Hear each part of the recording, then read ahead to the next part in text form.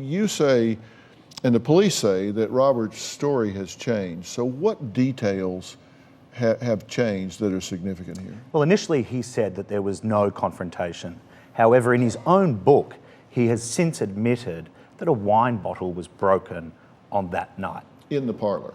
In the parlor on board the Splendor. Mm-hmm. And in the parlor at that time were Christopher Walken, Natalie, and Robert Wagner? Correct. Right. And also on board was Dennis DeVerne, who the boat skipper. And he could hear it. He could hear it. And we talk about this as a mega yacht, but this was a 55-foot boat, right? And this stage is about 57 feet across. So as we look at the boat, there's nowhere to hide here. I mean, you can hear what's going on, so the captain could certainly hear. Absolutely, and this is critical. The police actually went to Hawaii, where the Splendor is now, and they took Dennis and they conducted noise tests to prove that what he was telling them was true, what he heard on that night. And Dennis's own version of events is chilling. And he will actually come on shortly and explain some new details that are startling about what he said to Robert Wagner immediately after he said to him that Natalie was missing. All right, well, there was actually, that boat is now located in Hawaii. Yeah. And we have a tour here. This is the new owner giving a tour of the interior of the boat where Natalie was last seen alive. So you get a feel of where we're talking about. Let's take a quick look at this. Welcome to Splendor. I've tried to keep this the same as it was when I purchased it.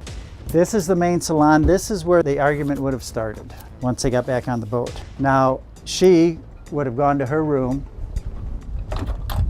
close the door. But the boat's walls are so thin, you can hear anything going on. Christopher Walken would have gone forward to one of the staterooms forward, and the captain went up here to the wheelhouse. Now, Robert Wagner would have gone down to Natalie's room and closed the door. So they were private down there. This was Natalie's stateroom. And so this is where she would have come to that fateful night. And this door right here is where she would have gone to go out to the swim step where the dinghy was tied. This is the door that she would have had to go out of to get to the dive step, which is right here. And the dinghy, supposedly, was tied up here. And you can see when you were getting on the boat that it's a high boat. It's well above the water line, so she couldn't have gotten into the dinghy anywhere except off this dive step. That dive step's critical. Right. That's where Dennis DeVerne says that Robert Wagner said to him, Natalie's gone. Standing on the dive step. On the dive step. Now, what's important about Dennis's account is that the LA County Sheriff's Department have unearthed 2 new witnesses that corroborate his version of events. They are 2 new witnesses who are on boats near the Splendor on that night and overheard arguments.